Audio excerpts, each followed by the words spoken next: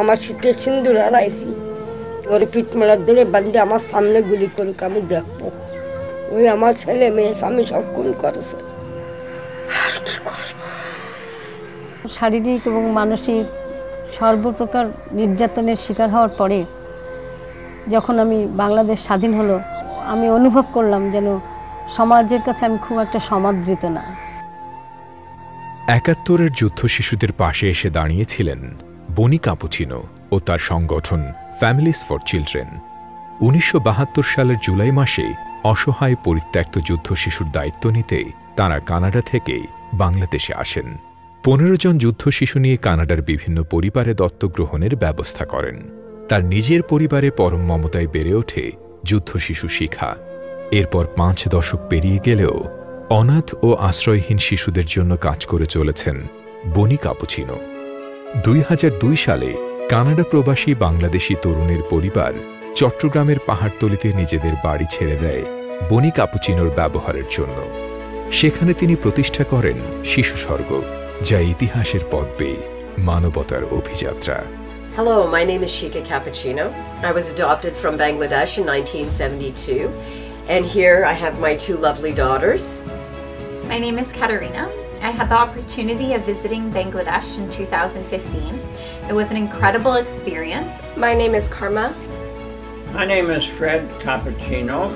We organized a trip to go over to Bangladesh to see if we could get some babies to come to Canada.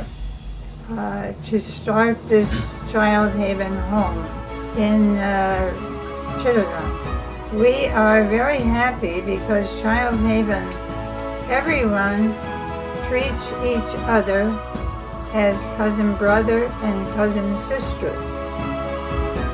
শিশু স্বর্গে পরম মমতায় আর নিবিড় পরিচর্যায় বেড়ে উঠছে প্রাণোচ্ছল শিশুরা। আধুনিক ও সৃজনশীল মানুষ হিসাবে শিশুদের গড়ে তুলতে কাজ করছে শিশু স্বর্গ। ৭১-এর যুদ্ধ শিশুদের বুকে তুলে নেয়া নারী আজও অনাথ শিশুদের জন্য বাড়িয়ে রেখেছেন মমতার হাত। সেই হাতে হাত রেখে চলবে বাংলাদেশের অভিযাত্রা, সকল শিশুর জন্য সুন্দর জীবন গড়ার প্রত্যাশায়।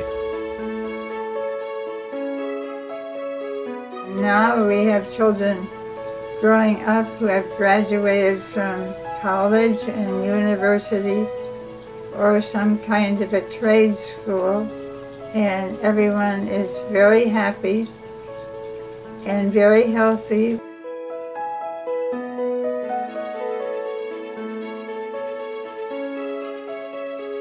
We really have a great appreciation for all of the Bangladesh people, and we're so proud to be part of this celebration for the 100th birthday. Thank you for having us.